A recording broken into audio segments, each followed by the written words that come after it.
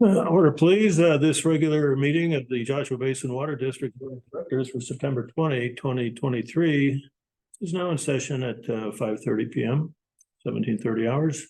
Please join me in the Pledge of Allegiance. The flag is placed here.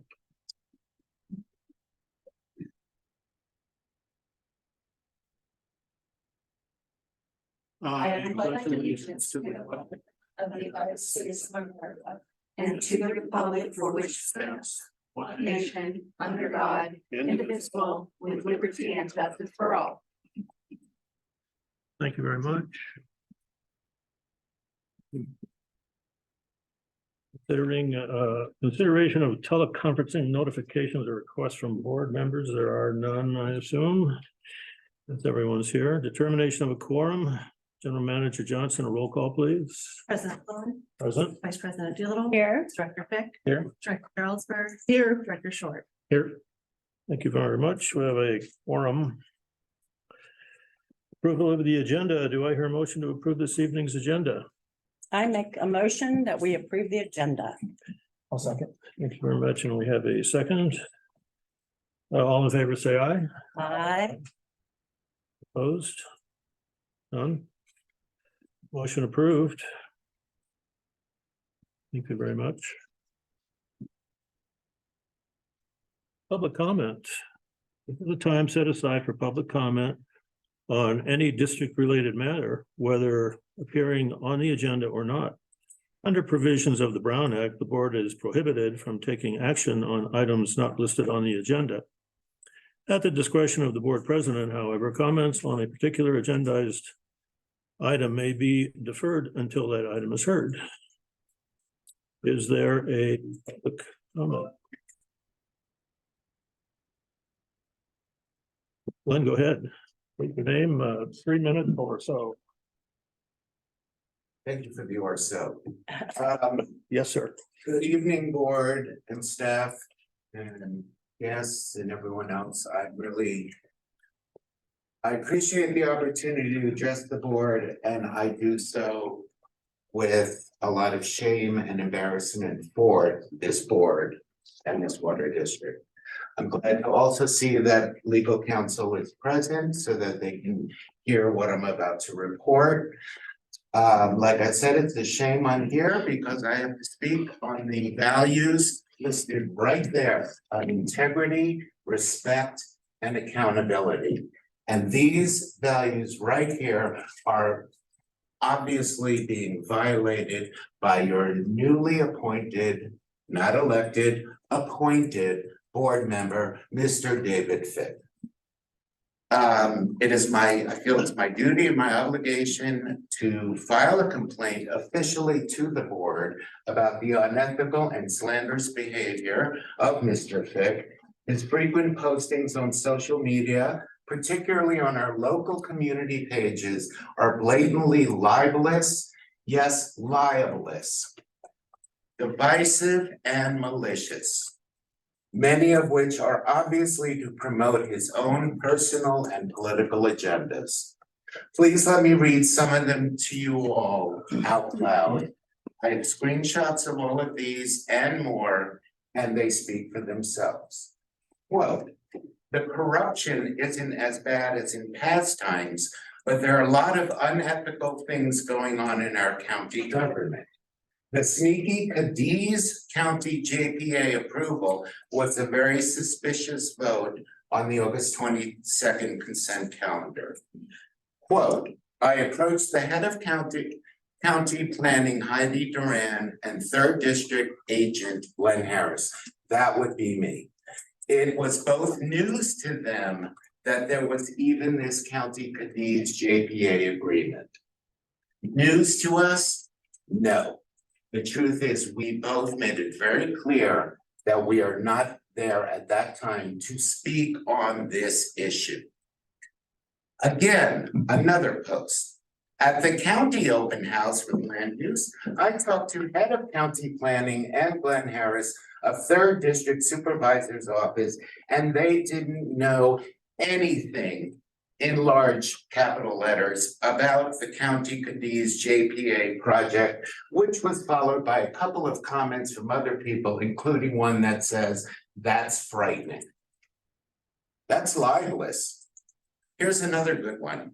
Quote, Cadiz is shameless. Our county is again joining Cadiz to help destroy the Mojave Desert. Here's another one. I think Paul Cook is leading this latest crook effort. How disappointing can our county get? Congressman Paul Cook actually got an award for standing against Cadiz from the JTNPA a decade ago, only to turn about after being plied with money from Cadiz. Our county BOS has done it again. Icky poo. Did I spell that? Quote, we had an honest majority of county supervisors for 4 years until the Inland Empire Repubs couldn't stand it. In 2001, they got Bill Postmus elected, and he brought in the colony scandal that lost our county about $70 million in deceitful corruption. Bill Postmus is now bribing our Republican majority supervisors, Kurt Hagman, Paul Cook, and Don Rao. And here's a whole nother one, quote, I do know I make the let me start again. I do know I make the JBWD Prez a little nervous, as he's the one who voted for Lundquist on social media, on a community page for all of our community to see. As we all know, the CEO of the county recently resigned, and the release went out that he was resigning on urgent family health issues. David Fick found it necessary to post on the community page, and I quote, urgent family health issue. Yes, his mistress cut off his ... Let me repeat that. Urgent family health issue? Yes, his mistress cut off his ... talking about the CEO of our county.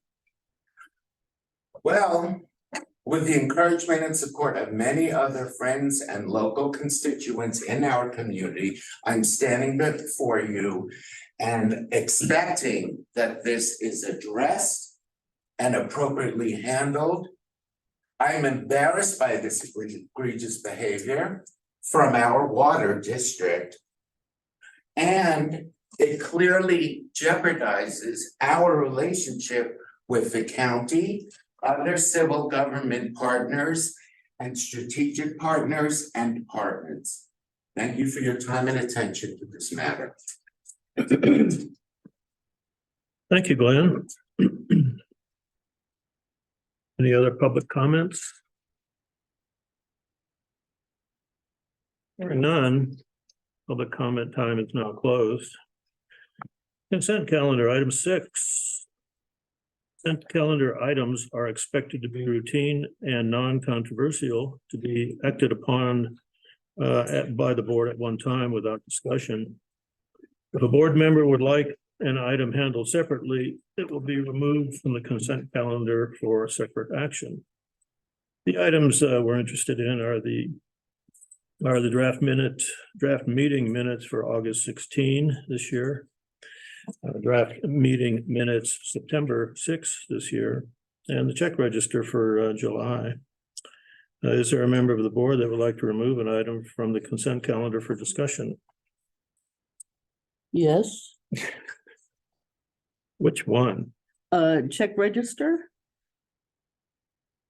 Very well. Shall we vote on the other one first? I think I remember that. So is there a motion to approve the consent calendar, including only the draft meeting minutes for those 2 months?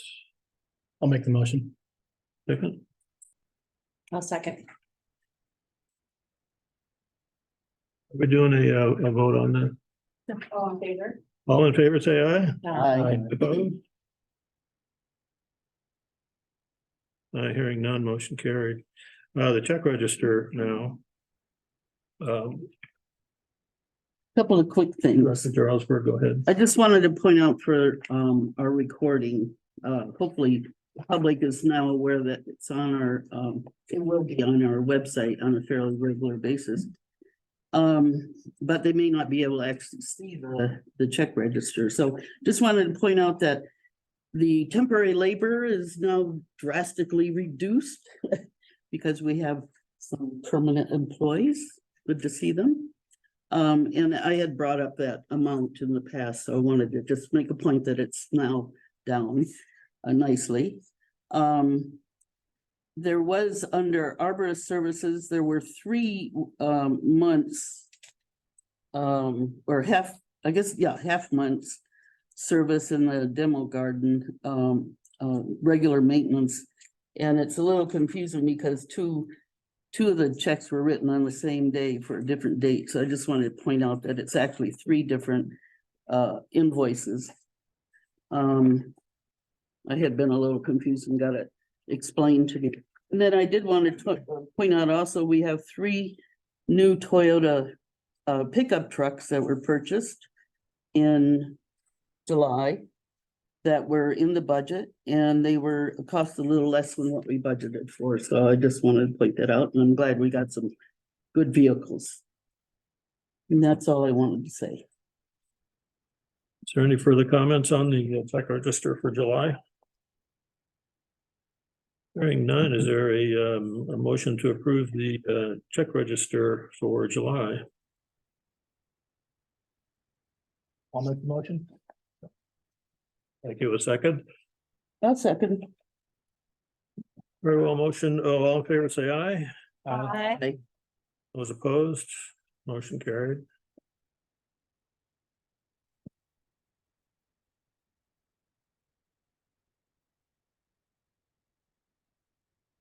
Action calendar. Employee compensation plan. General Manager Sarah Johnson, your presentation, please. Good evening, board and staff. Our staff here tonight to see how the board moves forward with the proposed compensation plan. Thank you, the staff, for showing up. Tonight, we bring you a presentation that we have a short summary on the staff report to go over the changes, but I'll talk about that as we get to the end of the presentation. This is our 3rd annual compensation plan. Previous to this, we would usually negotiate with an MOU union, and that would usually be on every 3-year basis. So now that we don't have that in place, this is the way that we're handling compensation for staff and making sure that we're looking at it each year carefully. The purpose of the compensation planning is to drive employee engagement, increase productivity, attract top talent, and help earn employees through stakeholder trust and transparency. We align this process with our strategic plan, and we involve the employees, which is also part of our strategic plan. So they all participated in a couple of meetings with supervisors, one with myself, and then an annual survey. So then the last step to this is tonight, which is hopefully to adopt this compensation plan, and this will help ensure fiscal responsibility and clearly communicate the compensation strategy to staff and maintains transparency and meets our regulatory goals and requirements. So according to SHRM, which is Society for Human Resources, Forbes, and HR Daily Advisor, these are the top drivers of job satisfaction and morale. And you see the top there, fair compensation. Next is good benefits, and it works its way down. One that I think is really important is trust between leadership and employees, good relationships with colleagues, work-life balance, and respectful work environments. We'll move on to the employee survey results. So the top reasons our employees have chosen to work here is that due to the compensation and benefits, which is the top one in order of importance. The next, which was my personal favorite, is I'm supported by my supervisor. We work really hard to change the culture here, and I think we've made a lot of progress. So that made me very happy to see that as our second, behind pay. CalPERS retirement's third. Our folks enjoy being in a position where they can utilize their skills and experience, working with a great team. It's always nice to be close to home.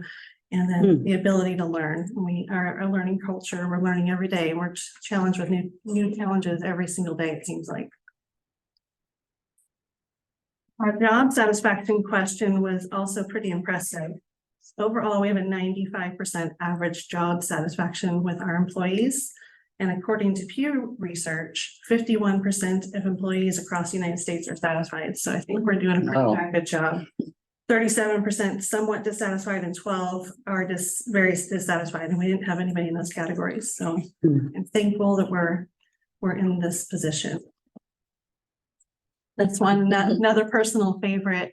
This is 2 years in a row. I'm worried it won't always stay like this and we will have bumps in the road, but we have 100% job satisfaction and morale to our question of, is the workplace a positive and motivating place to work? And it's important. Employee satisfaction is of the utmost importance because it helps remain happy employees and we deliver our best quality. Our ratepayers are willing to pay for excellent service, not mediocre service. So this helps us provide that excellent service.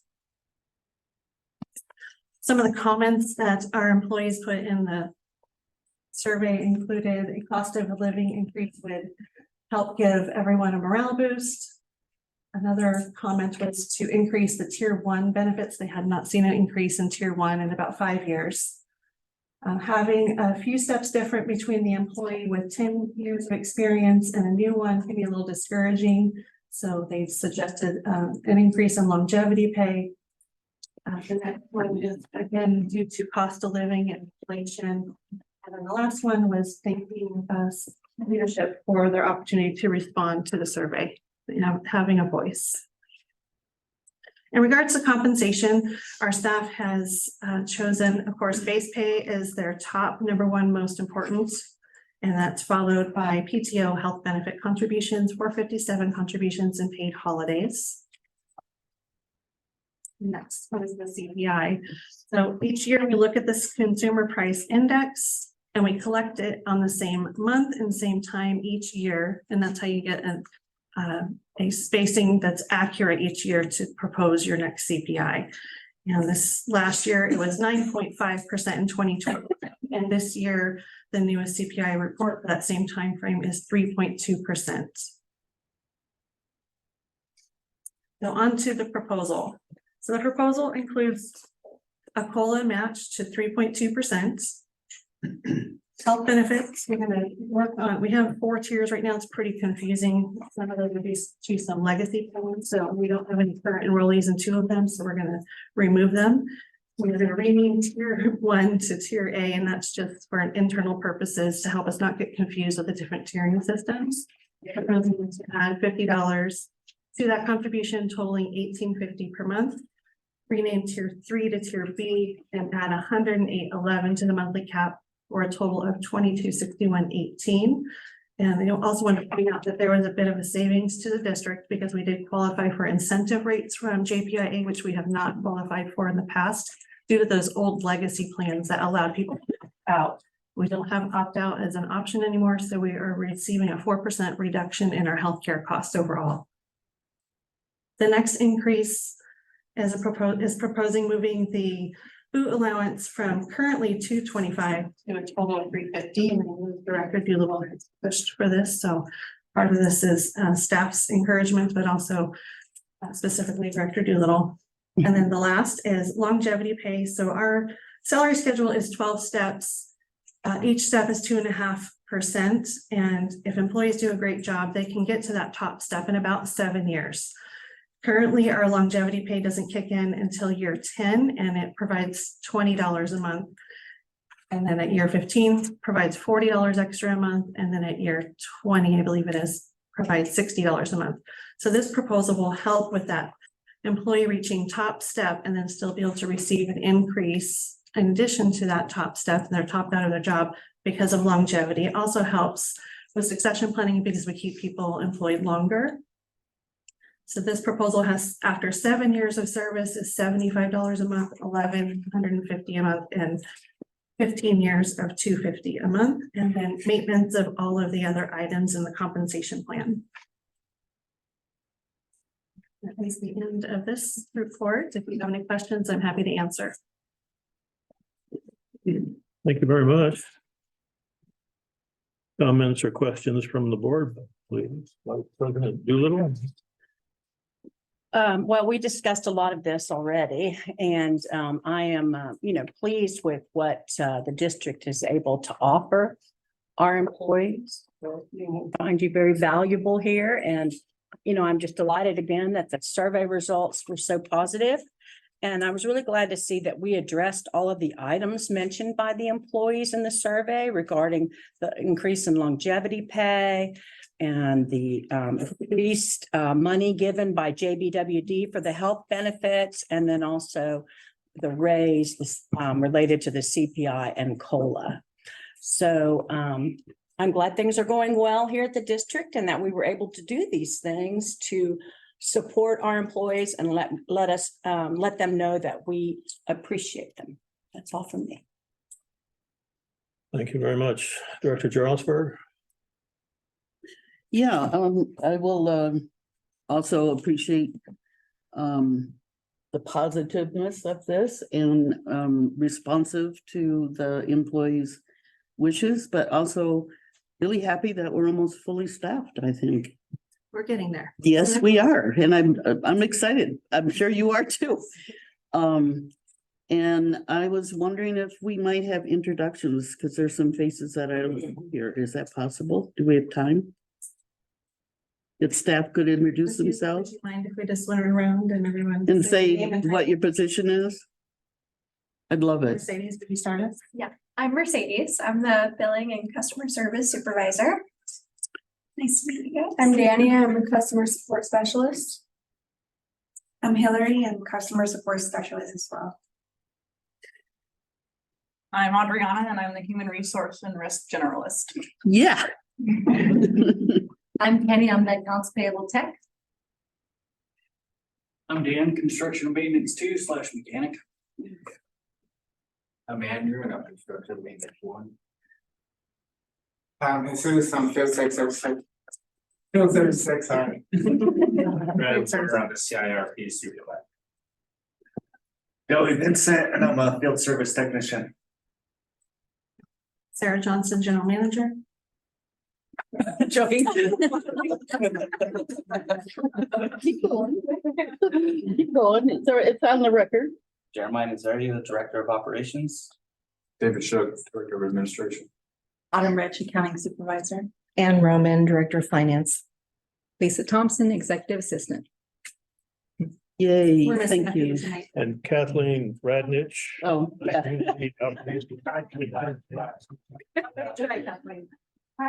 I have public information and outreach. Thank you. Yeah, I'm really happy you're all here. Good to see the happy faces. You deserve it. Thank you. I'm happy to be here. Yeah. Director Short.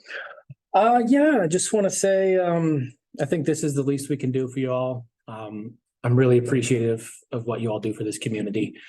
I wish that more people understood how hard you all work for us, and it doesn't go unnoticed on this board. I don't think so. So thank you all.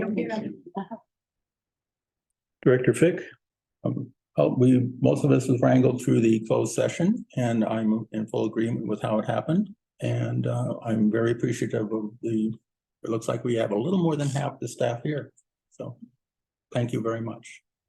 Thank you. Some people out there are going to say, they're giving away too much of my money and all this other kinds of stuff. But truly, the public, they get more than what they pay for. It's my opinion. Something that occurred to me, this competitive compensation practices are essential to employee recruitment and retention. And it's the retention part that always gets my attention.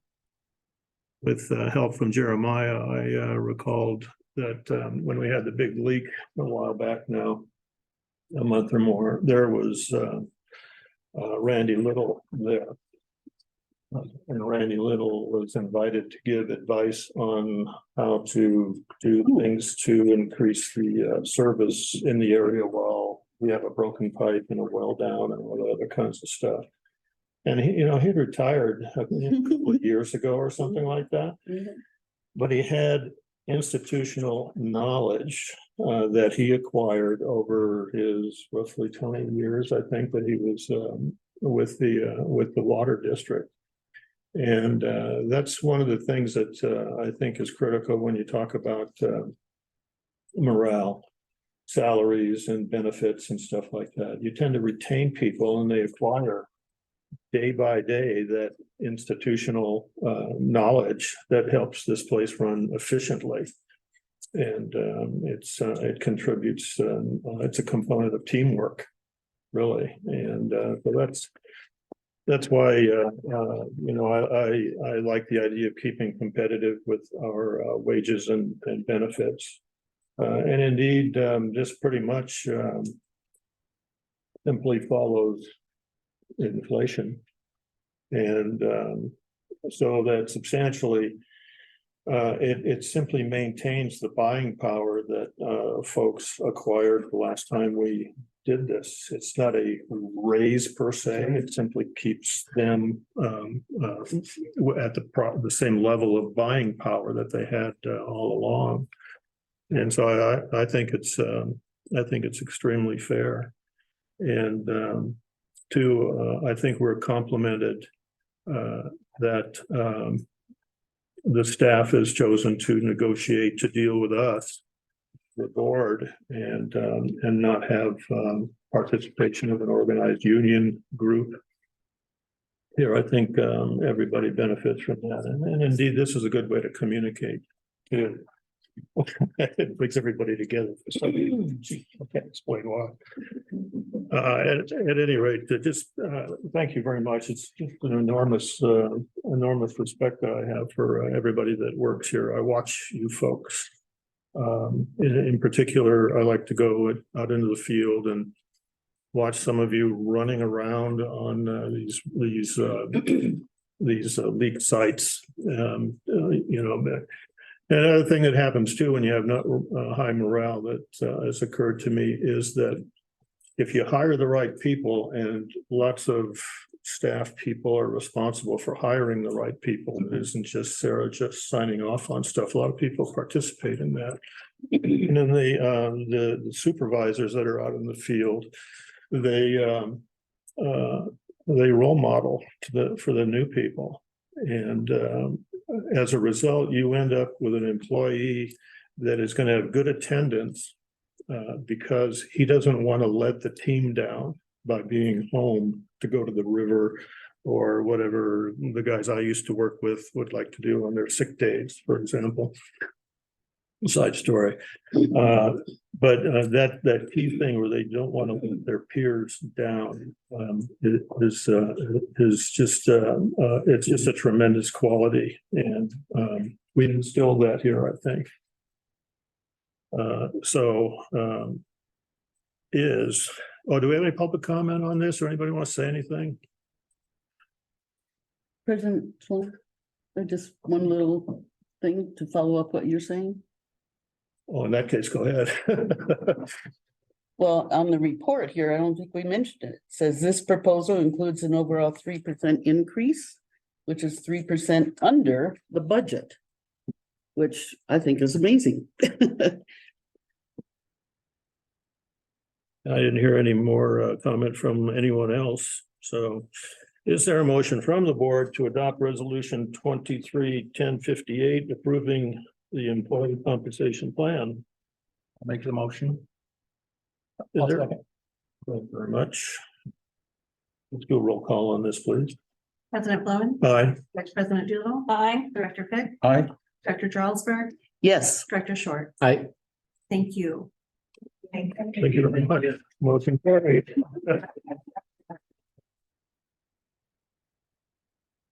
We can do some stuff now. Everybody wants to stay, but you're not required to. Yeah, the fun part is coming up. No. Yeah, it might get boring. But if you do, no, you're welcome to go home and eat dinner. Thank you. Thanks for coming. Thank you. Good night. Thank you. Bye. Thank you. Thank you, Joey. Thank you. Yeah. Oh, good. Thank you. Thank you. Would you step up to our place? Yeah. Thanks. Although it's cooler with it open. What's that breeze go? Yeah, it's all stuff. Yeah, that was nice, actually. You want to open it back up? No, it's fine.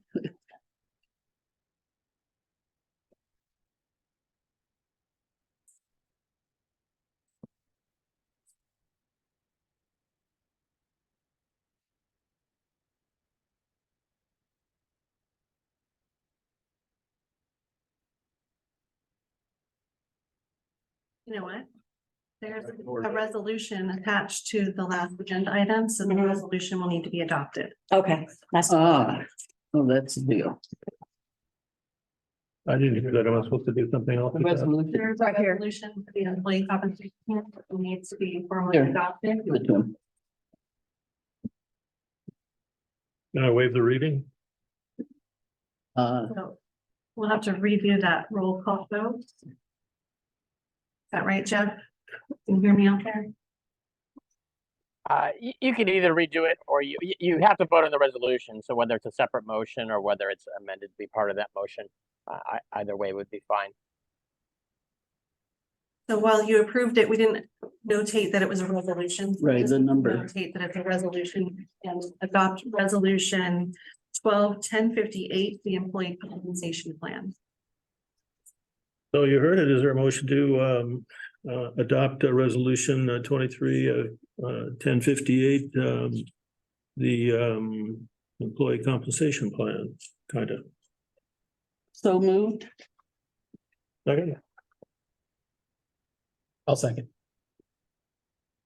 Motion carried. I think, do we want to do a roll call? Yes, you should do a vote. Absolutely. Fire away. All right, President Flowing, Aye. Vice President Doolittle. Aye. Director Fick, Aye. Director Charlesburg, Yes. and Director Short. Aye. This belongs to somebody else. Motion carried.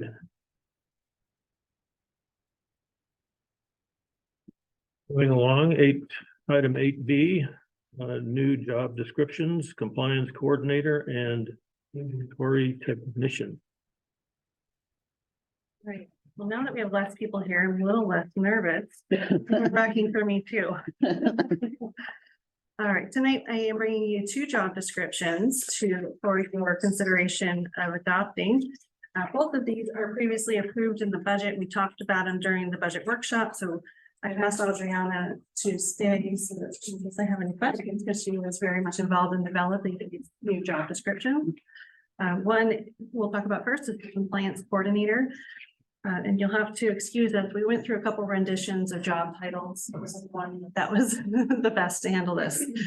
The compliance coordinator is going to be responsible for handling all of our regulatory needs of the district. We have a lot of regulations and it doesn't stop. Right now, it's divvied up and decentralized, which is fine, and will continue to be somewhat decentralized, but with one person in charge of making sure nothing gets missed. And last year, if you remember, a lot of things had to be cleaned up, and they don't want that problem again. So they will be responsible for putting together large reports and making sure that each department is hitting their targets, turning in all of their different reporting requirements, and then keeping track of all of the different documents that are collected in the regulatory process, in addition to tracking all of the approvals, because when we submit these items to the state or whatever agency, they usually will send us back something that will tell us that it's adopted or approved. So that's a big one. And right now, like I said, it's decentralized, but most of it is landing in my lap, and it is a lot. The next piece that they'll be handling is development. And while one of the other areas in our region have cooled down in development, ours has just kept ticking along. And that's anything to do with new homes being built in our area, basically, or businesses. It's a very cumbersome process, and we need somebody to manage it and keep on top of it. And the third piece is grants, and that's something I know that the board has expressed in the past that they want to get more involved with. This person will not be a grant writer, but they will assist a grant writer, and then they will help with all of the deliverables. The grants are not free money. Everybody gets excited about them. The part that's not free is the amount of work that you have to put into return the delivered product that you promised you would when you took the grant. So this person will be responsible for that, and they could have a hand a little bit in writing or working as a liaison with a grant writer, but they won't be only the person responsible for writing the grants. Except for maybe when they're small grants, maybe from MWA, they have small grants, and those ones are easy applications. But those really tough applications, we would have to outsource. That is the main components of the compliance coordinator. And this position is. Oh. Wait, this one. I'll be happy to answer Something in with questions it. about the compliance coordinator if you have them. Okay. Right. yeah.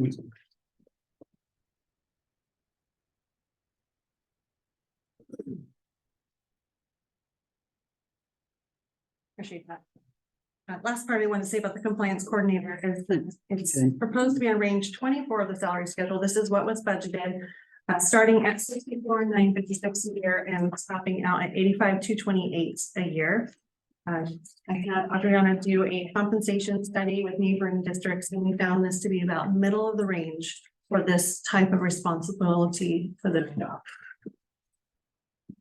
Can move on to the next one or take questions for this position. What was your preference? Maybe we better do them one at a time. Yeah. So you're done. I do that. Sorry. Vice President Doolittle. Well, I think you all did a really nice job as usual with the job descriptions. You know, they're always very thorough. This first job, it reminds me of back when I used to be employed and looking for a job, and they would want a person to do so much, you know what I mean? And I would feel like, I wouldn't be able to do that, so I wouldn't even apply for the job. I would be too intimidated because they would just pile on so much work. This looks a little bit like a pile on, but, because this person's got to be responsible for contaminants, regulations, development, and open and closes the building. So it's like first one in and last one out practically. We all have open and closed. Oh, okay. All right. Oh, okay. I got it. I thought that, take the flag down. Anyway, so I was just wondering, how much training do you anticipate doing for this person? You won't know till you hire them. You won't know because you're not sure who's going to apply, but it's a great question. We're hoping to get someone mid-level career that has had experience in at least one of those places, and then we can train in the other. So if we have somebody that's really great in grants, that's probably going to be a really good candidate that will be able to handle regulatory items. And remember, they won't be handling all of the production reports. Production department is still going to be responsible for their reports, but they're going to make sure they're getting turned in on time, getting filed in the right place, and they're going to learn as long as, yes. Yeah. And do we have policies for all of this work that we just have in this job description? Like, do we have a policy related to, how contaminants, are tracked and reported? As far as regulations related to them and stuff? We don't necessarily have policies to my knowledge, but we have state regulations and we follow the state regulations. Well, absolutely. Yeah. Okay. Okay. And I think that was it. That's all I have. So nice job on this. Thank you very much. Director Charlesburg. It's similar. I mean, I've also applied for jobs and looked at the applications and wondered if I could handle all of it. But what's amazing to me is that general manager was handling all this before, and now we have a full-time person coming on, to handle it. So I think that's, commendable that we Excited to have somebody Totally. take care of making sure those things are turned in. totally. So I think it sounds absolutely perfect for additional employee. But one little thing I was curious, it says possession of a project management certification is desirable. Where would they get that, or how would that? There are a couple, I actually have one. Oh, okay. There's a couple of different companies out there that you can obtain them from in different educational institutions. Project management seems kind of broad. It can be broad, but essentially it's projects are very complicated. Yeah, especially mainline extension projects or development projects. And so it's somebody that can handle it from, the beginning Hmm. all the way through all the cycles and making sure all those pieces are handled. And it's complicated. It's not easy, but nobody has to have that. It's just highly desired. right. But I wondered if they could get it once they're here too. Absolutely. I mean, is there a like CMC offer it or something like that? Or is it online? The program I got mine through is CompTIA, and you can do Okay. that online. Oh, okay. Yeah, actually, this job is a little similar to some of the stuff I did for the small town that I work for, so I kind of get it. But I do appreciate how thorough it is. And there shouldn't be too many surprises for somebody that applies. They really know what they're getting into, so that's good. Yeah, It's an example of trying to do the best thing for the Yeah. ratepayers too, because any of these pieces alone is not a full-time job. So we want to make sure, that yeah, we're not over hiring as well. yeah. Okay, good. Thank you. Director Short? Yeah, it's very, very detailed. Thank you. Just one quick question. I know you said that this employee is not going to be writing grants. Do we know when we are going to pursue that? A grant writer. Mhm. So when grants, this person would be responsible for looking for grants. And then if a grant became available, there's usually a process that you have to go through and you have to pay to play essentially. So that would be brought to the board. There's an opportunity. Do we want to pursue it? And then we would look for a grant writer. Okay. I'm actually working with a couple right now from the state that our grant, they'll write the grants on our behalf for no cost. And I'm very excited about that. They Oh. lost their service, the state lost their grant writing service, and they just procured another one. So I just got outreach from them. So this would be something else taken off my plate because they'll be able to manage that piece. Okay, that's So it. when the grants are available is the answer. Yeah, Director Fick? Not too much comment. I think some of my board directors have better experience on this than I do, so I respect that part. Thank you. Yeah, the grant thing, I think writing a grant would be difficult. But I think complying with it, if we get it, is a hard part. Because we have to have the people here to do that. And I'm looking at a page out of our last audit right now, and it says grant funds received by the district are subject to audit by the grantor agencies, subject to audit. Such audit could lead to requests for reimbursements to grantor agencies for expenditures disallowed under the terms of the grant. Management of the district believes that such disallowances, if any, would be insignificant. However, we don't want any of that at all. In other words, there's rules here. And you have to have the people that are qualified to monitor all of this stuff.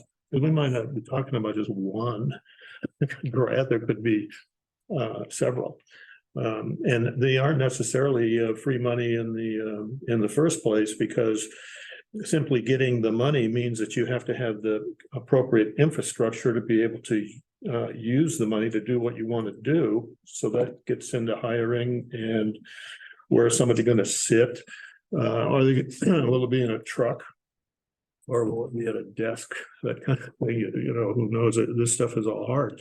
And so having somebody that can monitor this stuff and measure this stuff after we get it, when we get them, I think it's a critical thing. And then I also thought too, that in getting grants, the cost of the salary and benefits for such a person are not necessarily compensated for, but they're certainly justified in another way by getting revenues that we can use for other things. So it could be a cost-saving thing in a way.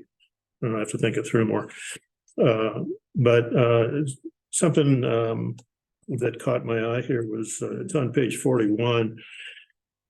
This part about essential functions, or they talk about these compliance regulations that we have to deal with. So I thought just for fun, I'd read this for YouTube to realize what we have to, at least the staff has to put up with here.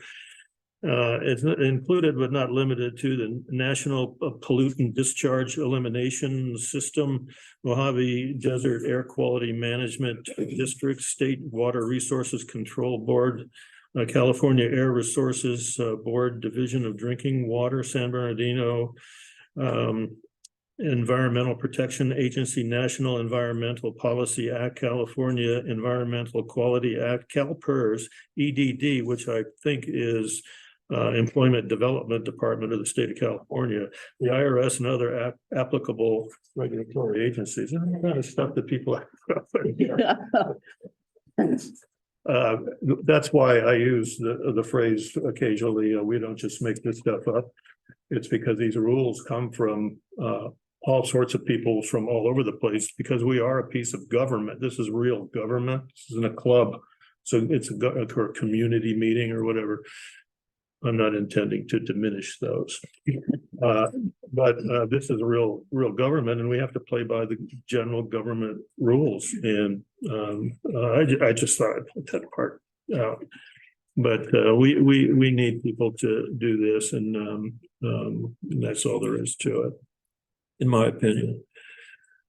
So is there a public comment from anyone out there? Hearing none, is there a motion from the board to adopt the compliance coordinator and purchasing inventory? We haven't done him yet, have we? Purchasing person, is there a motion? Are we going for the compliance or? Well, we're Yes, doing, yeah, One at a time? compliance guy, and then we're gonna separately do the inventory technician positions. Correct. So we're doing just the first one. A motion. Thank you very much. A second. I'll second. We'll use Jane for seconding that. No. Very well. All in favor, say aye. Aye. Opposed. All right, thank you. I'm just Carried. to clarify one thing on that last position. I don't want to think that I'm doing all of those things for compliance. This is spread out, all of us. I'm sorry, yeah. It has Yeah. fallen in my direction, but it's definitely diversified. Finance has a bunch, HR has a bunch, Jeremiah's crew has a bunch too. Secondly, development and grants ebb and flow. We might not have a grant, but we're going to have heavy development or vice versa. So that's why this job is, I would say, not too full. So. Oh, okay. Okay, next position, the purchasing and inventory technician. So this position was developed to help centralize our purchasing activities within the district. Currently, we have one of our folks in the field handling a lot. It's actually somewhat decentralized, but we have it. One of our folks in the field is handling a lot of the purchasing, and somebody in the office that was handling a lot of the office purchasing. And it's taking them away from their other duties. Additionally, our audits last year recommended that we centralize and get this position and policy together. So this is the first step in the process. This position is a range 15 on the salary schedule. Can I set aside my, thank you. Give me papers in front of me. Range 15 is 52,000 at the bottom and upwards to 68,245 on the top end annually. This one fell a little bit below the midline, but not terribly. And we still think that it's based on the level of responsibility, a fair paying position, because the closest ones that we could find in our neighboring districts were a little bit higher level managers and coordinators, and this is a technician. So we feel like this is still a fair pay, and it is in alignment with many of our other technician positions. So for level of responsibility. This position is going to be a little bit of a work in progress because we've never had it before, but essentially, once the person is hired and we're going to, before they're hired, we're going to develop some policy, bring it to the board for adoption and discussion, of course. And lastly, hire this person to handle all of those inventory purchases. You've seen them in the side yard here, but all that pipe that was purchased for the Belmont project. We'll be handling all that and making sure that what is purchased is actually received. That was one of our concerns, is making sure that what's purchased, and I think President Flowen has mentioned that before. You can purchase it, but you gotta make sure it actually gets here. So someone needs to account for it and get it into inventory. So this will help with those processes. Among some other duties, making sure that the warehouse is clean, and making sure that some of the minor things in the warehouse are fixed, the light bulbs being changed and air filters, and et cetera. This one requires about 4 years of experience. Does not require a degree, but it's desired. And that's just about what I can tell you for this position. Happy to answer any questions. Vice President Doolittle. I have a couple of questions. At some point, we were given a flow chart, and I'm trying to understand underneath the Director of Administration at the bottom is a Purchasing and Grants Coordinator. I guess that was an old name for it, right? Because now we're calling it a Compliance Coordinator. Yeah, we had 2 salary items budgeted, and when we brought it to you during the workshop, we said, don't get stuck on these names, because we needed to really see how that fit within our organization and to see if we can find similar positions in different districts, because we want to be able to draw from a recruitment pool. So the purchasing and grants just didn't end up fitting together. It was more of a compliance related task, and we thought it fit better there. Okay, so that's Compliance and Coordinator, and then the Purchasing and Inventory Tech, where does that fall on this flow chart? Because it's not on here now. That one will be, currently it's going to be under Director of Administration, because Director of Administration is in charge of purchasing. Oh, okay, okay. It's not going to be split or anything? That's an interesting question, and it's one that we've had internally. I don't like to put a person with 2 different managers. It gets really tricky, but there's going to be a lot of heavy coordination. And if it doesn't work, we may have to move it to a different department. It's new, so we're going to have to fill it out and see how it ends up impacting the organization. Also, finding a place to fit people is challenging in this tiny little.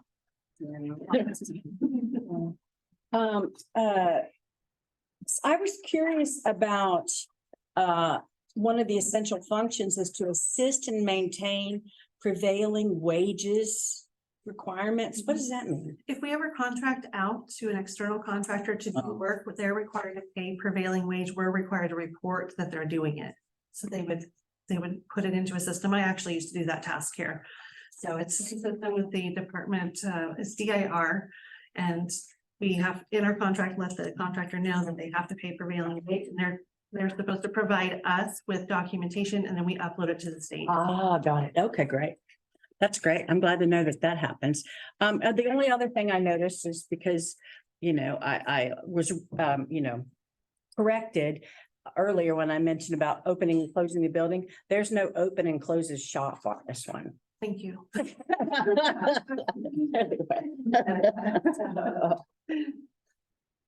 That's all for me. Thank you. Director Darlesford. Yeah, another interesting, I think it's more focused job, so I think it, might be a little easier to find somebody that's willing to do it. But would this person keep track of the Southern California electric bills, like, No, for instance? probably not. That would be still, pumps is our biggest contributor to our Edisonville, and it's best to stay within the production department. Oh, okay, operations. okay. There was something I read that seemed like it might. I just was curious. Along this line, she brought up the organizational chart. The one in the budget was actually closer to, I don't know where this came from. Yeah, this is March. But the one in the budget has those, actually, the names that we're talking about, but no link to who they're responsible to. Yeah, So that will happen. That's what we were undecided. Right. Okay, I wasn't sure. I got handed this and I started comparing, so. That's it for me. Thank you. Very much, Director Short. No, this is pretty cut and dry. I got no comments. Very well. Director Fick. Even shorter than short. Yeah. Very well, my turn. What I sort of zoomed in on, so to speak, was this in the staff report here, second paragraph. Purchasing an inventory technician is a new position developed with auditor recommendations in mind. So naturally, I want to look at the audit for that. Yeah. And it says, that's the auditor, noted that the district does not have board adopted policies, comma, internal controls, comma, communication, comma, and oversight in place to prevent and deter the risk of misappropriation. And at the bottom of page 47 in the audit, it's under corrective action. It says the administrative code is under review for revision of the general manager's purchasing authority and a purchasing policy being drafted for board approval. A newly updated purchasing procedure upon which the board approved purchasing policy will be based was enacted. Several policies are under review and additional policies are scheduled for review. Staff responsibilities are being modified and or positions added, which will improve internal controls. Positions added, well, there it is. All of that just to say, there it is in the it's the audit, by the way, is in, I have to recall this, it's in About Us. And don't click on our website, and don't click on About Us, just hold the cursor over it and a blue menu will appear.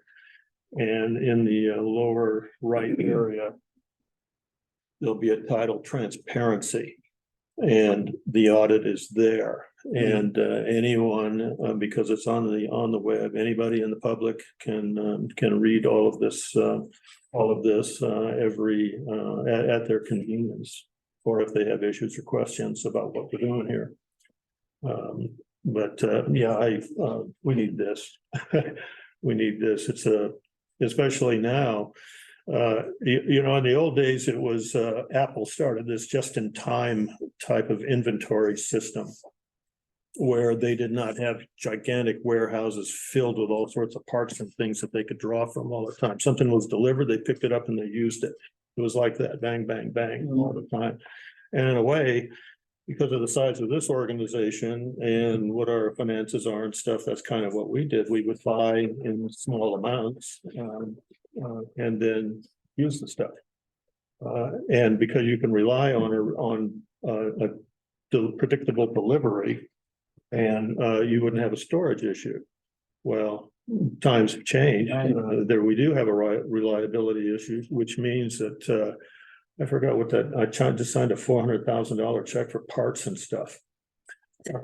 But we have to have a place to put this stuff because delivery of the supply chain is unreliable. So we have to buy and reserve more stuff in storage.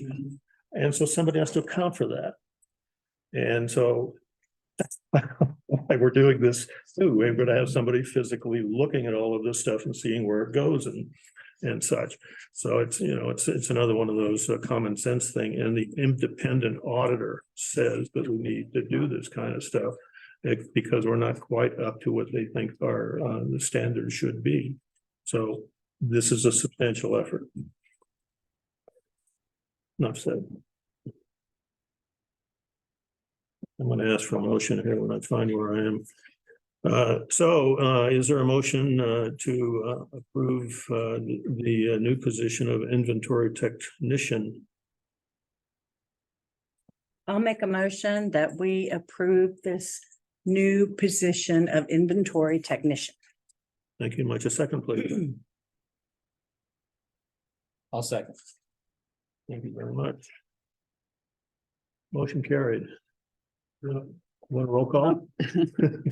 No, just all in favor. Okay. All in favor? What? All in favor? Oh, I didn't do that yet. All in favor? Aye. All opposed? None, hearing none, motion carried. I'm over my quota for errors, by the way, but on. HC, but I allow myself to, I was laughing. without, wait a minute, do that. We'll pause for just a moment. RIAN. Okay, thank you. Now I'll remember. Okay. Okay, we're back at it.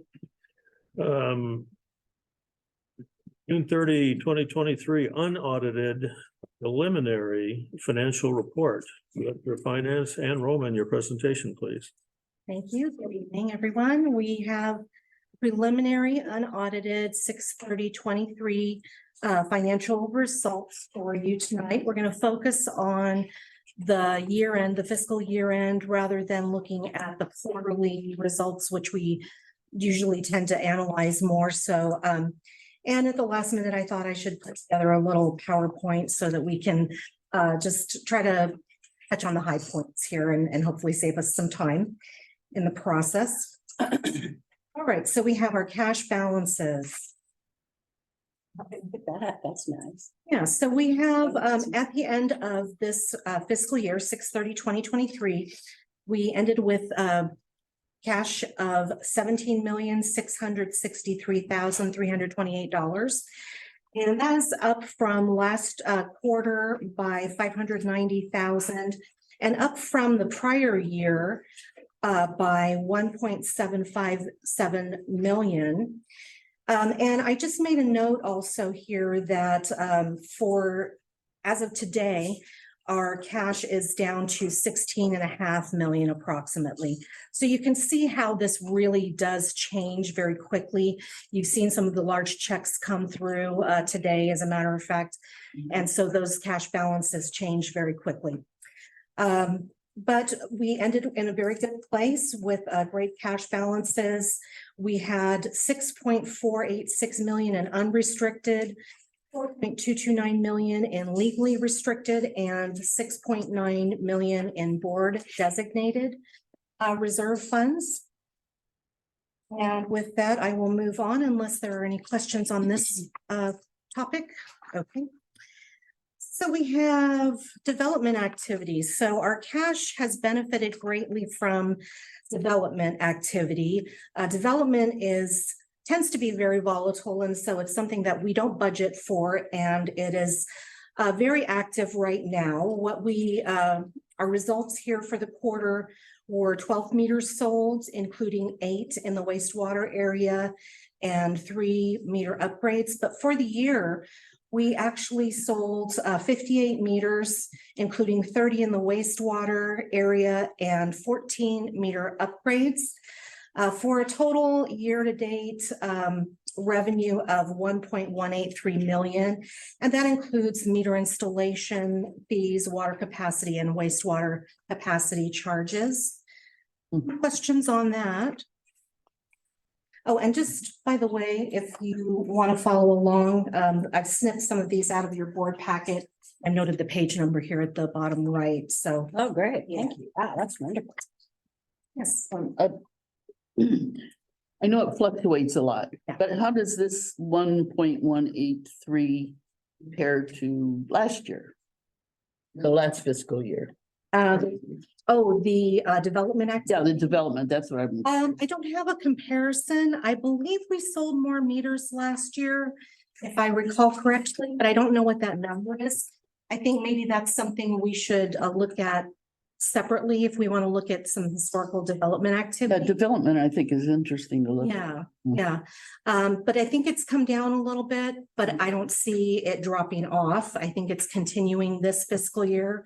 We're seeing a lot of not just meters, but interesting types of projects. And, everyone here agrees that it seems, yeah, a lot of interesting types of development happening. So. Okay. Yeah, it's actually important to the character of our village, I think. So I think it's worth talking about. Yeah. We can look at that. All right, then we have property taxes and assessments. This slide will show us basically the year-end results for our General district taxes, which are the property taxes that we receive the portion from the county. And we came in at 101% of what we had, what was estimated that we would receive. So that came in a little bit higher. For the CMM assessment district, we came in at 87% on the current. The prior is not included in that 87%, so that would bring that percentage up just a little bit. But we look at the prior separately so that we can compare with the past year to see where that prior collections is going. That, just like in the standby assessments, in the yellow, the 129,000 in prior compared to 150,000 in the 21-22 fiscal year, we can see that those prior collections for CMM and standby have gone down a bit, and those tend to show us how the market is working. Slowdowns in transfer of properties tends to be reflected in lack of collection of those old past due balances. When properties are being transferred, new ownership, those prior balances tend to get caught up. So, but we came in also with the standby assessments for the current year at 90%. So that's very good. It's actually the same as last year. We were at 90%. And then we have just that at the very top, the straggling ID2, which is in improvement district number 2, which is an old improvement district that was paid off many years ago. And we just have some trailing adjustments that show up every so often there. But overall, our property tax and assessment revenues went up by 7%. The total collections went up by 4%. And as you can see, the CMM prior went down 29% and the standby prior went down 14%. I know these are a lot of numbers. Any questions on this page? So now we get to probably the most interesting piece of the fiscal year end.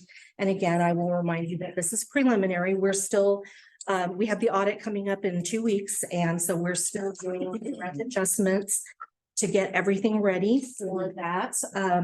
So this is very helpful though to us. It reflects the performance really of the routine work that the district has done during the year. And so you can see here, the revenues came in at 117% of budget. The 165% in non-operating revenues is largely because of the non-budgeted capacity fees, the development activity. And also our life interest came in at about 3 times what we had budgeted. So that's a good thing. And that was sitting at, that interest rate was sitting at 3.15% as of July 14th. I know that's of interest sometimes. So then we have the expenses by department, and you can see where each department came in. Production department was at 99%, distribution at 70%, customer service at 86%, administration at 83%, finance at 80%, human resources at 49%. I have a few comments about these that I'll share as well. The bonds, loans, and standbys, we've been talking about this throughout the year. That's at 165% because of the bond call that we did for $375,000. That was not budgeted. However, that's all pass-through revenue. It doesn't impact the district. We had the capital improvement department at 121%. We have HDMC, High Desert Medical Center, wastewater treatment plant at 89%. And then we have our benefits allocated at 67%, field allocated at 106%, and office allocated at 94%. I'll go back to touch on some of those that are a little bit, a little bit different here, but I wanted to mention this 297% looks really bad. It's actually a credit budget. And so it's an item that transfers the overhead from the operating budget to the capital budget.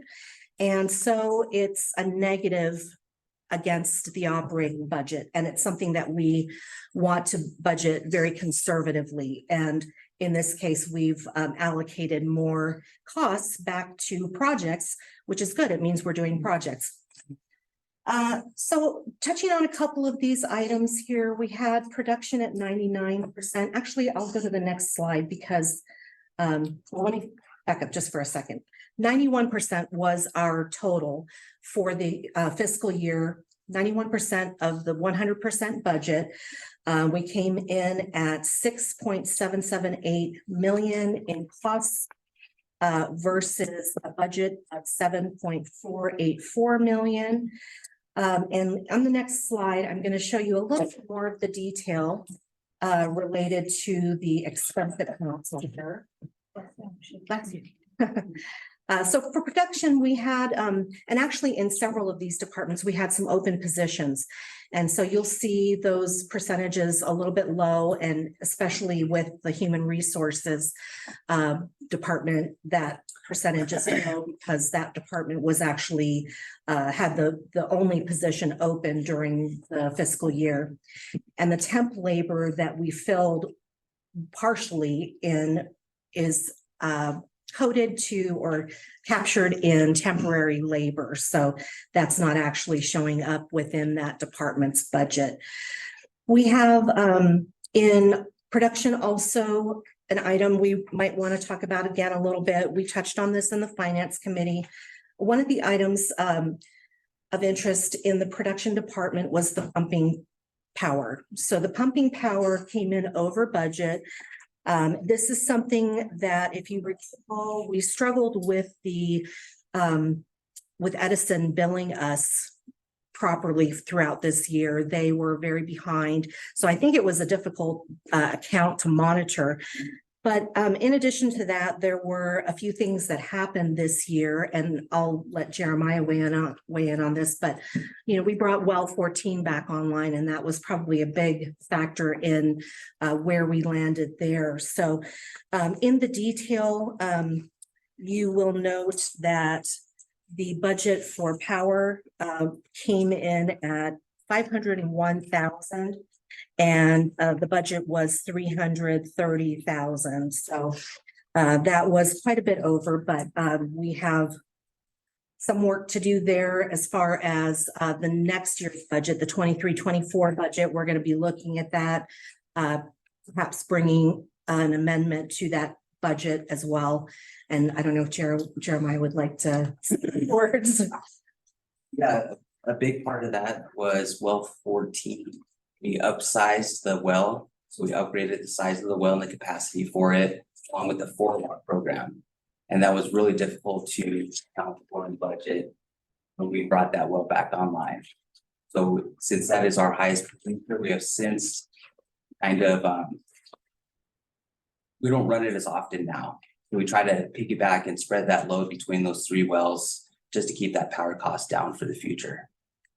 But remember, we didn't have that power cost for almost 7 years because the well was offline, and bringing it back to online during a fiscal year was one of the contributing factors of why it was, why it was over budget. Thank you. And the 4-log treatment is a chlorine treatment of the water, which involves pumping the water circuitously around the property in pipeline to get a better mix of chlorine and water. So that's fixed power to do that. Yes, thank you. And then, so getting back to these percentages, I think a lot of them reflect those open positions. We had we did have a customer support specialist open. We also had a construction maintenance position. We had also the director of admin was only reflected for half of the year in this particular budget. So, and also the benefits allocated, which came in at 67%, that really is reflective also of those open positions and the benefits that go along with those.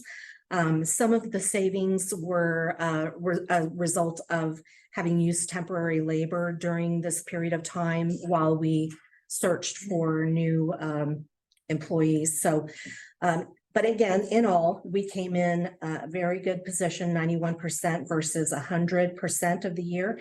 And actually, if we back out those, a couple of those big items like that $375,000 bond call and the capital overhead clearing, that's the 297% that you see there. It actually puts us a little bit lower at 89% of the 100% budget. So we came in at a good place. I did want to mention also that this reflects performance.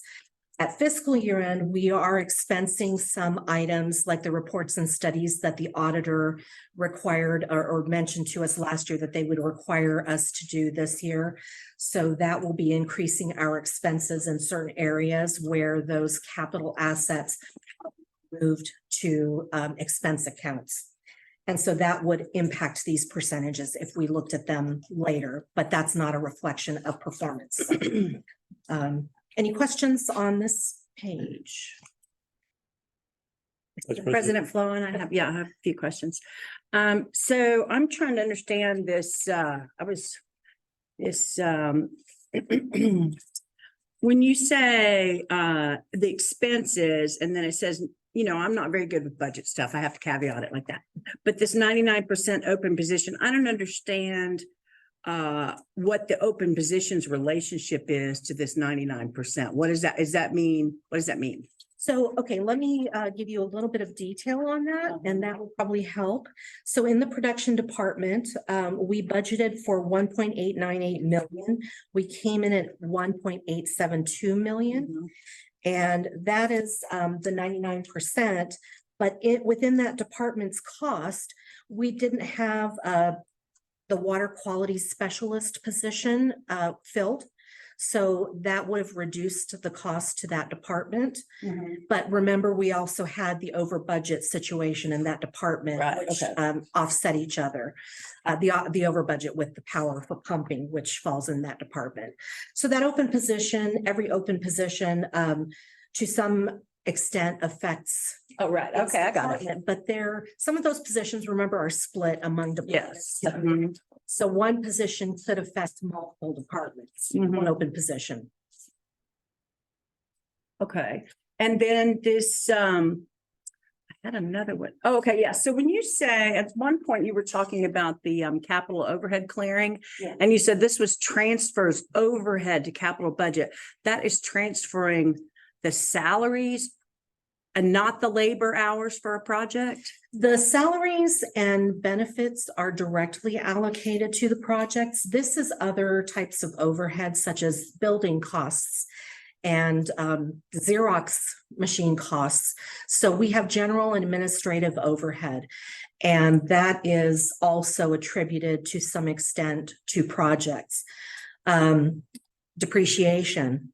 So those items are reduced on the operating budget because the operating budget, although it houses all of those types of costs, all those general administrative costs, they don't necessarily all apply just to administration. There is a portion of that that applies to the project. And actually, at some point, we'll be coming back with a cost allocation plan, which is something that we would like to, well, we actually should do to improve our overhead rates to make them more defensible and more able to be used for things like state reimbursements, FEMA reimbursements, applying those overhead rates. Right now, we have old overhead rates that were worked out with an auditor many years ago, and those need to be updated and solidified. So, but that's basically what's happening there. It's kind of an accounting transaction more than anything. Okay. And then on the top 10 consumers in this William H. Pyle Jr., I see he's a high consumer during this quarter. But is he a business person? Because in the past, I thought we've just put residence or private residence or something. No, we have him, he's, yes, he has a business, Okay. it's an apartment, it's a mobile home park, right? Oh, mobile park. Okay. Yeah, yeah, I don't know the name of it, but, That's yeah, fine. it's under his name, but it's a mobile home park, and Okay. he's usually, he's on the list frequently. Yeah. On that top consumer list, when it is multiple families, I think they're a little bit deceiving as high consumers, because if you divide it out by the number of units, they're pretty average. Yeah, okay, all right, Yeah, okay.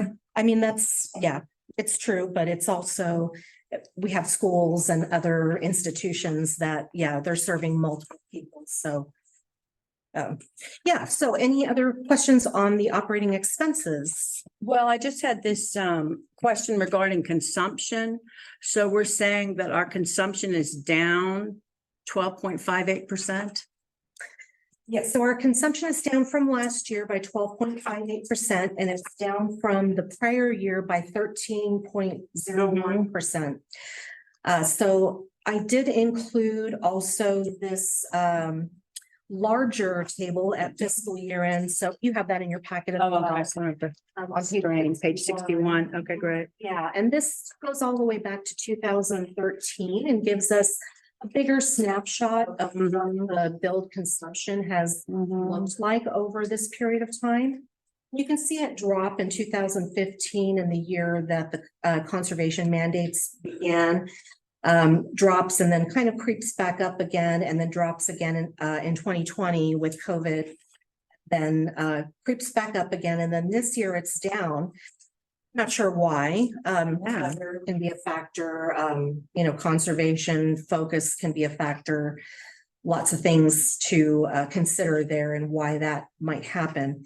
But so since 2013, the volume of water sold has decreased by 33.58%. Yeah. So that was interesting. And I actually, before the meeting, we were having a little chat, and I just out of curiosity looked to see how much water has been saved, if you will, by this decrease, assuming that 2013 was an average amount of water use, and we've saved about 3,666 acre feet since 2013 with our build convention. So yeah, any questions there? That's pretty much I will wrap up the report there, unless anyone would like to go into more detail about any of the particular reports. Well, I wasn't quite finished, but thank you. I would just, so this decrease in 2023, I just wonder if that's something that, should be investigated. At what point, is there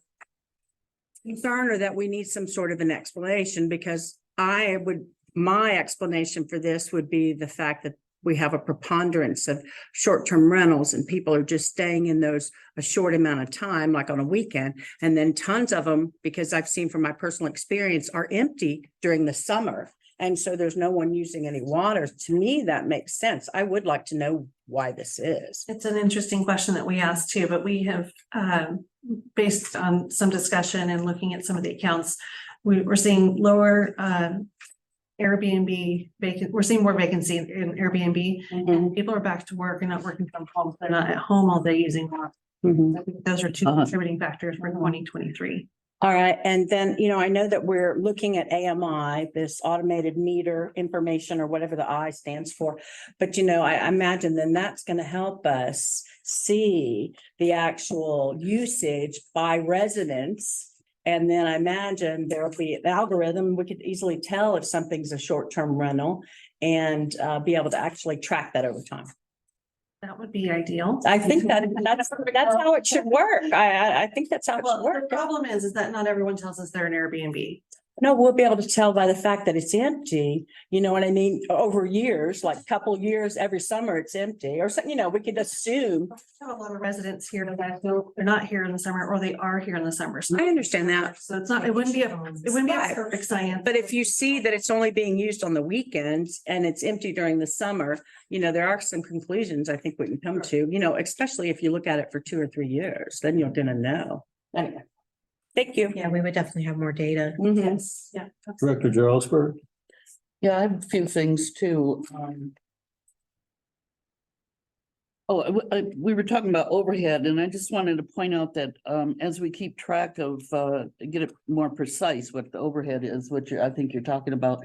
We really need that for grants, because often when we get a grant, we get the overhead paid for in the grant, which helps.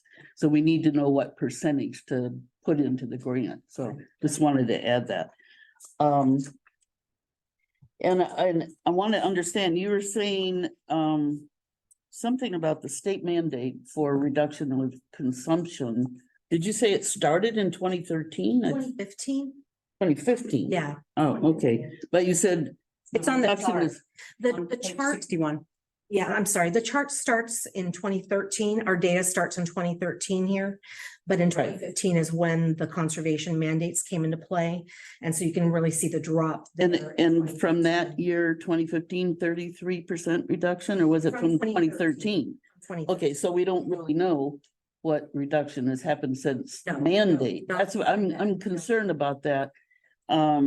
Because This is not necessarily, this doesn't necessarily correlate to the state's figures, because this is build consumption. This is not production and doesn't consider water loss and things like that. So, yeah, this all is kind of interesting to analyze a little bit. Yeah. I think one of the reasons I'm asking is that people who have been conserving since 2015 are saying, do I have to do more?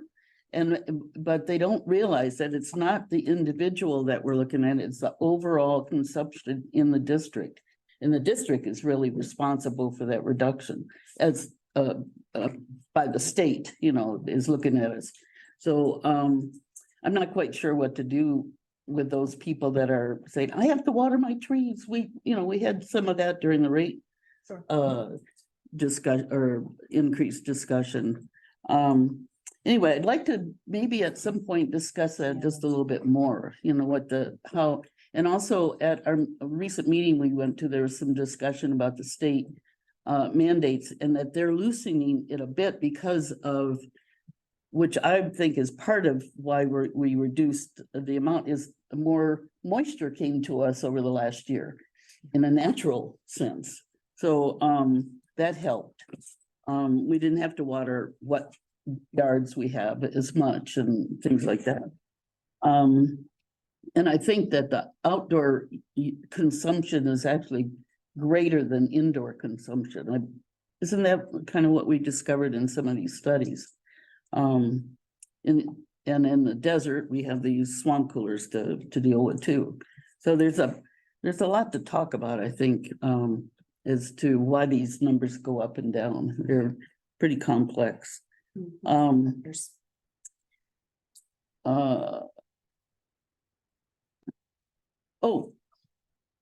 also wondering, in the operating budget versus actual costs.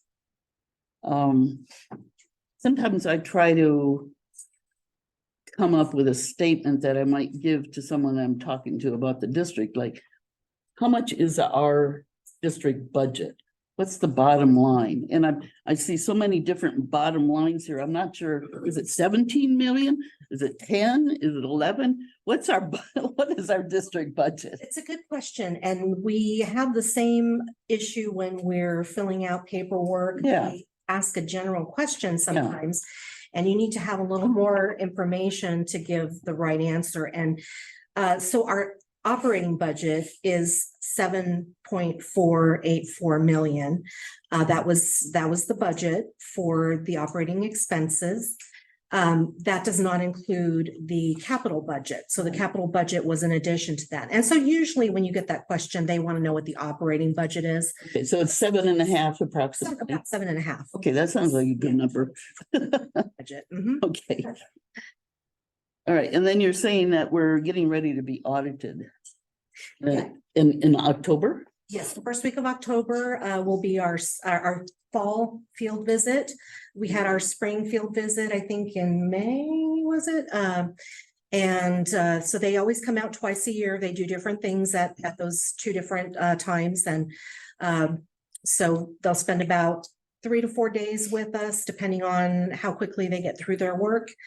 And then we'll do a lot of back and forth, getting the financial statements prepared and hopefully bringing those forth in November, December timeframe. Okay, well, I also wanted to say, I appreciate you bringing this report to us, knowing you're getting ready for that, so thank you. That's it. General Manager, did you want to make a comment? I did want to make a comment. Director of Administration David Shook shared with me a website he found, and it's premature. I was going to bring this to you a little bit later, but the topic came up and I thought it'd be interesting. You all could go home and look at the link. Somebody has put together all of the different water districts across California and their water reduction targets, and we're on there. And we're listed to meet our 2025 or 2030 and 2035 targets at 0% reduction. Now, that is a lot of it. They have targets to meet, and we're not one of them. It looks like not. Oh, Yes, ma'am. Finish your sentence. Not fully verified, so don't want to get too excited, still premature, but I thought it was interesting because we did compare ourselves to our neighbors to see if that, there's some accuracy there. That looks like we might be in a very good place and it won't be as hard as we're good. anticipating. Great. And we should tell our consumers Once we that. verify. Well, yeah, when you have the information, Yes. yeah. What was the name of the website? Data, I'll send you the link. Okay, thank you. Okay. I just came from a major meeting with Mojave over their presentation they're preparing to take to the state to fight these water use efficiency mandates. Yeah. And in that meeting, Mojave has various clientele customers. We are one, but I was throwing out some other information, especially with the swamp cooler study, and we're really in a major talk, and all of a sudden the representative who's going to help the lobby said, "You're from Joshua Basin?" And I said, "I do represent Joshua Basin." She says, "Your water district is one of the few that we're not worried about." And I thought of Jeremiah, who's been part of overseeing the crunching of all the if you saw what they have to go through, it's horrible. I mean, it was hard for me to even understand. But what we're having to go through to prove where we're at, it doesn't mean the trouble is gone. It also means the state is kind of in a bad situation. They have pushed these mandates without infrastructure to support it. And that's the big pushback from all over the state. And these mandates were designed with big water metropolitan type companies in mind, not little districts, and we're the ones that are getting big. But in that presentation, we were called out as being the one that they're not even worried about. And I thought, wow, pretty cool. Yeah. So I just kudos to all the hard work that went into that, because I know they don't know what you had to do. Now, some of those percentages are 30+% reduction in 10 years, so it's a little scary.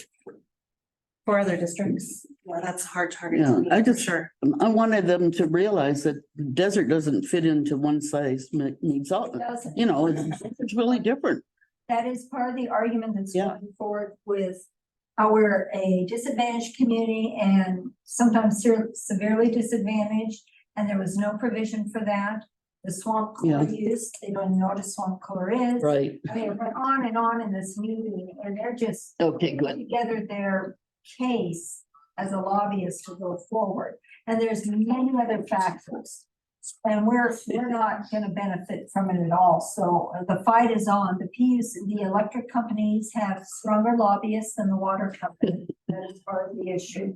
And they're winning, we're not. So, but I still thought it was cool that we were pointed out as being spot on. So good. Thank you. Thanks. Done? Director Short, do you have anything further? Oh, no, that was very validating though to hear. Good, that's a good word. enjoyed hearing it. I mean, That's a good word. Nice to get a compliment from an outsider. Yeah. Director Fick? I prefer calling them evaporative coolers than swamp coolers because it's far more accurate in description. And the brain cells work better on the person hearing that rather than swamp, because swamp is Sacramento. So they don't know, but yeah, out here with evaporative coolers. yeah. So along with this 13% whatever reduction in water consumption, we also take a hit revenue wise also. Yes. And so that's when it's nice to have reserves on hand to, this, it isn't a shock, but because this decline is kind of consistent. But still, to see that it's 13% is a pretty major reduction in revenue. And so we have to be able to compensate for that to keep this thing going, keep the water company going. On this, I just had a minor curiosity on this Copper Mountain Mesa bond payment stuff.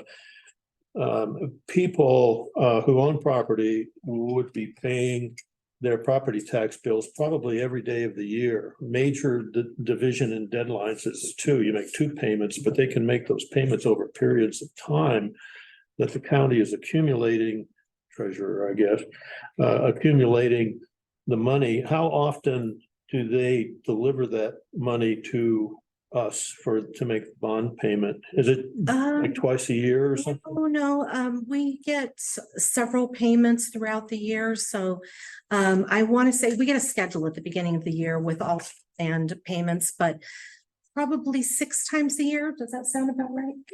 About 6 times a year.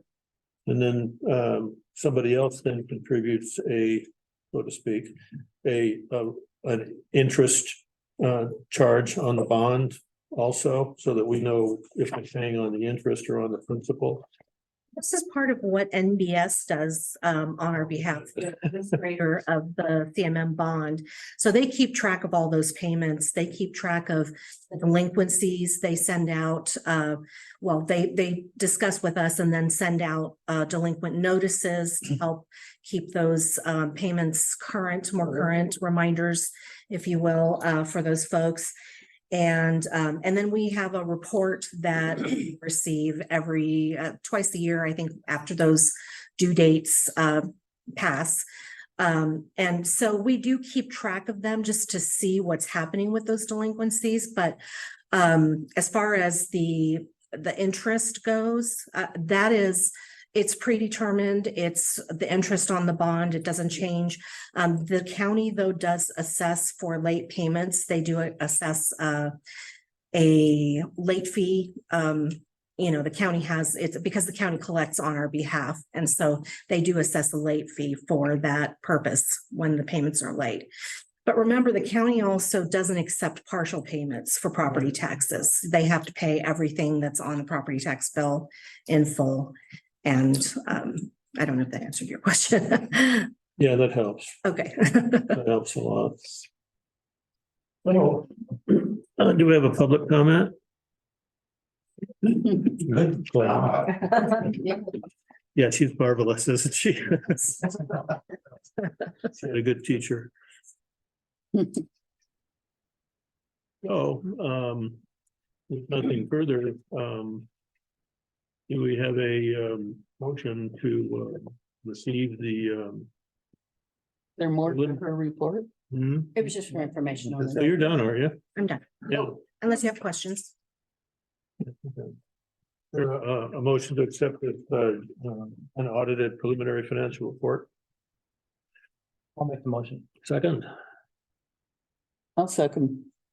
do we want to do a roll call on that one? All in favor, say aye. Aye. Opposed? Motion carried unanimously. Informational, this is item 9, informational items and reports, general manager's report. This is for informational purposes only on subjects not covered on the agenda. No action will be taken. Manager Clue. Very good. We have many projects going on simultaneously, which is pretty normal, but it seems like they always ramp up toward the end of the year. A couple of those that we're working on is the YouTube, I think you call it YouTubes earlier, recordings. They've proved to be very cumbersome, as the data is quite large and you have to download it and then you have to re-upload it and they take a lot of time. Additionally, we have to acquire some trimming software to trim off the beginning of the meeting. That's while we're in here just waiting. Yeah. So it's a little bit of effort, but we've learned the process, and the new software should be installed either the end of this week or beginning of next week. And then we will begin that process of getting all of those recordings up.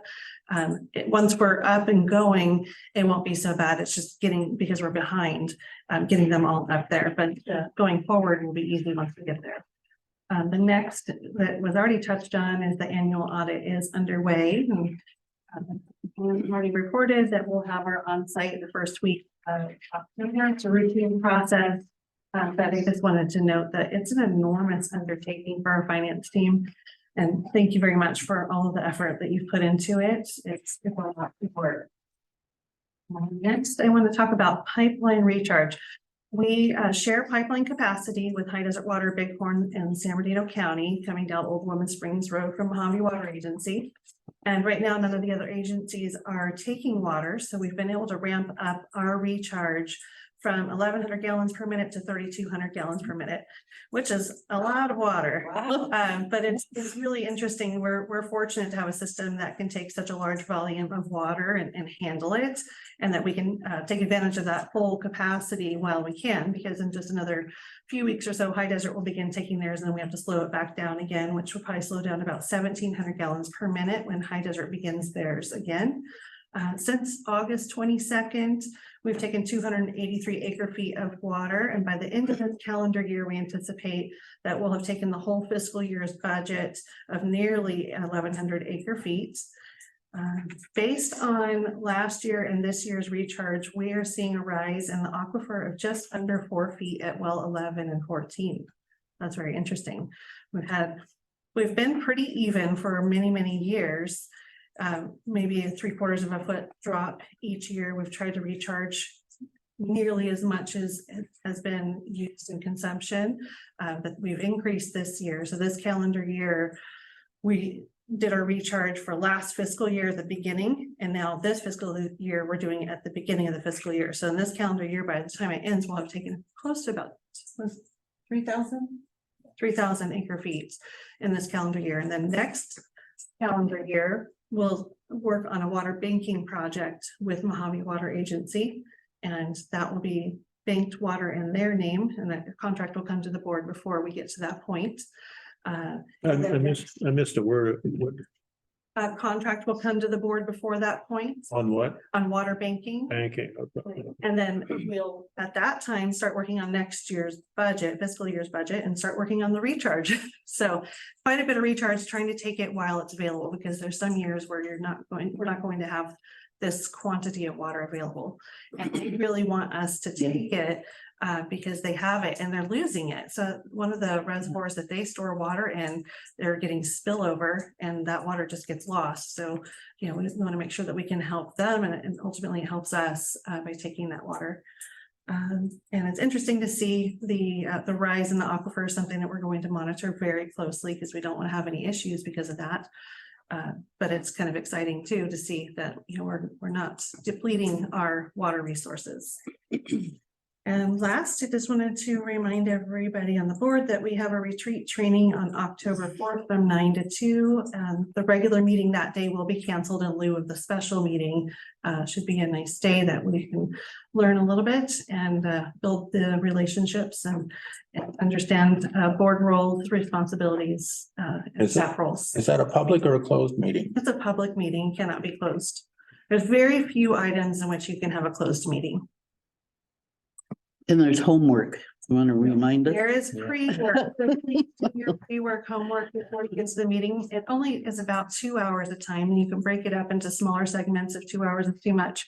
And it's just reading Articles 1 through 7 of the admin code, reading the last adopted board best practices, and then doing your self-evaluation and bringing that document. If you could please turn that into Lisa ahead of time so that we can get your packets ready. We're gonna have a nice little packet of resources to hand out to you during that meeting as well. And that is the end of my reports.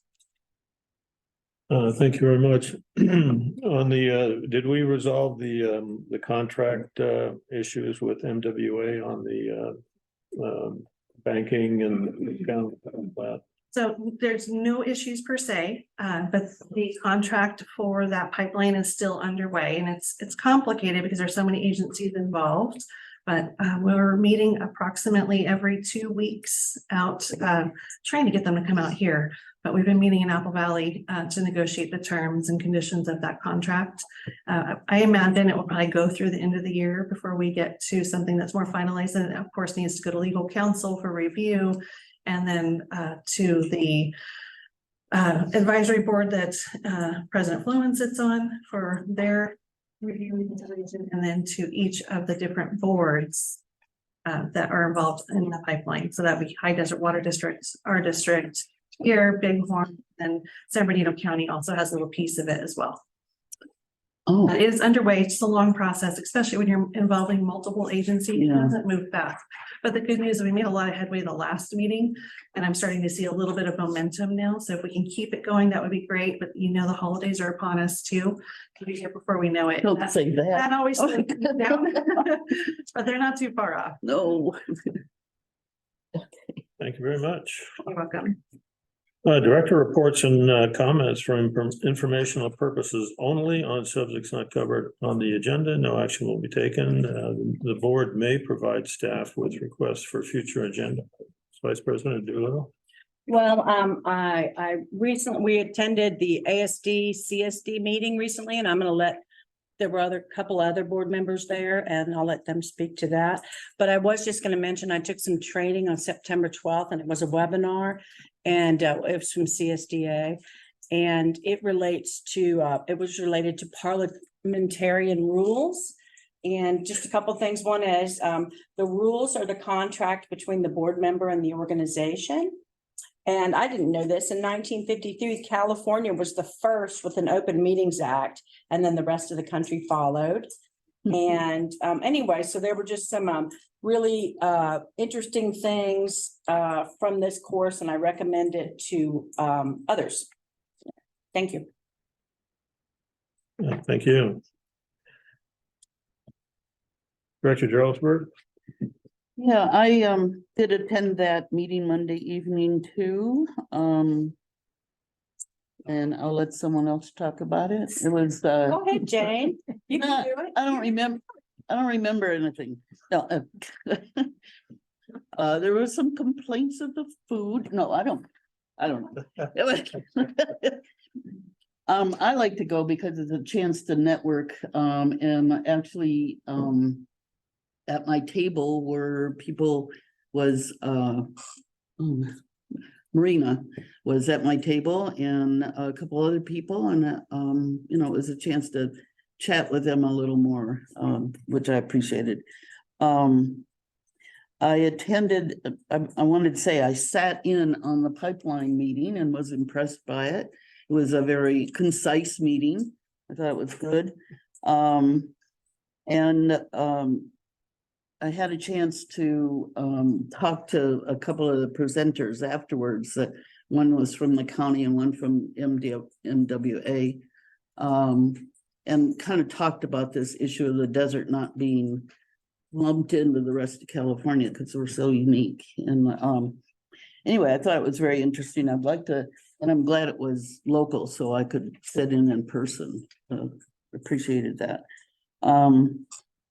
I did want to mention a couple of things. I'm concerned about the CAC vacancies. I'm wondering if there's anything we can talk about, but I'm hoping that we can, find some people so that we can start having those meetings again. I think they're important. I was involved with it. It helped me understand the district by being in that organization in the period that I was. And so I'm a little unhappy when I see them canceled. I also wanted to commend executive assistant? No, what? I'm not sure what her title is. Lisa, minutes. I didn't pull them because there was no comment on them, but I did want to say how amazingly thorough they are. I just kind of blown away because it helps me remember what went on, because quite often I don't. And people say, oh, we talked about that. I said, Oh, we did, but now I have minutes to look and remind me, so. I wanted to acknowledge that they're getting better and better all the time, I think. And also, I'm hoping that the public, appreciates that too when they go to the website. And then I wanted to mention that I'm also planning to go on the MWA tour that's coming up and Director Doolittle told me about that. I'm glad that that's possible. That's good. Vice Be President, interesting too. Pardon? Vice President Doolittle. Oh, I'm sorry. Whatever. Vice President. Thank you. Director Short. Yes, I also attended the dinner on Monday night. The topic was fentanyl use and public outreach for it. One of the things I'd like to kind of consider is if we could host one of these things one of these times. Like maybe not this year, something we could budget for the next fiscal year or something like that. I think it'd be an excellent opportunity for us to network, people, kind of get people here and see what's going on over here. Another thing I want to just kind of suggest to everybody is if we can maybe reduce the number of directors that go to these meetings instead of having 4 of us there, maybe keep it to 2. I think that's a good idea too, because it's a perceived quorum issue. Right. Yeah, and on the Yeah. budget, it said director pay was over, so maybe a few less dinners. That's all I got. Director Fick. Plenty to cover. I went to the MWA meeting. Would have given you a ride, Mr. Short, if you were going to it. I did have a good information and face more email with Charlene, who is the MWA information specialist. And we're still sharing a lot of information with each other. And let's see, I did remind VP too little, just by email, I think it was yesterday, that she was sitting next to West Valley and that they were a Cadiz supporter, as I remembered 5 years ago. Now you might want to know, why do I have to deal with Cadiz? I've been dealing with Cadiz for 28 years, since 1995. And for 5 years, they were an ally. And that was up till 99. And since then, ever since they've been trying to export the water, I've been one of their more vocal opponents. And let's see. And I'm going to make an address towards the public comments they have from Mr. Harris. There's several things going on. Can we do that? No. No? Jeff, would you chime in, please? There was misinformation. You can certainly make a brief comment, but if it's a discussion for the board, it should be agendized for a future meeting, but a brief comment can be made. Okay, there were several inaccuracies in the quote of me. One is that Mr. Cook was given a award of merit by NPCA, not Joshua Tree National Park Association. I also have been I have to acknowledge that I've been a 30-year desert activist and on the Joshua Tree Community Connection, which is a social program. I've been there since 2012. Before then, I was 7 years Joshua Tree Municipal Advisory Council head of land use. I know what I'm talking about. I've been always honest about what's going on. There's no untruths in what I state. And I would compare my integrity to the county's anytime. I guess it's my turn now. Meetings attended, it was a pipeline commission. I chair that thing, at least for the time being. We should be coming up on nominating a new chairperson here for the next year. A lot of it was related to infrastructure up there at Mojave and their different reservoirs and lakes and stuff, which is occasionally relevant to us because we get our water from those people in large amounts, apparently. And then we had the finance meeting too. The significant parts of the finance meeting was covered tonight, so we don't have to deal with that. One little point on this Cadiz stuff, the relevancy of it is it got shoehorned into our current situation in this decade, because some years ago, we sent a letter to some relevant agency of some sort. I forget which one it was. David might know, opposing selling water from the desert up there in that Amboy area. To, at the time, I believe it was Orange County, and we sent a letter opposing that. We is the board? Yeah. Oh, okay. And that was a ramrodded thing by Director Unger. And so that's why this is still, it's still with us, you know, so in other words, it became a subject tonight, a valid subject tonight, because we have been in this before or stuff with it. So to speak.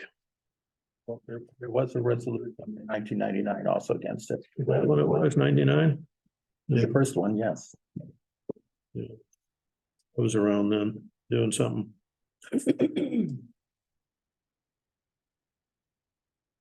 Well, having said all that, is there a motion to adjourn this meeting? I make a motion that we adjourn this meeting of Wednesday, September 20th, 2023. I'll second that. This meeting is adjourned at 7:25. My favorite part. Hi, Jeff.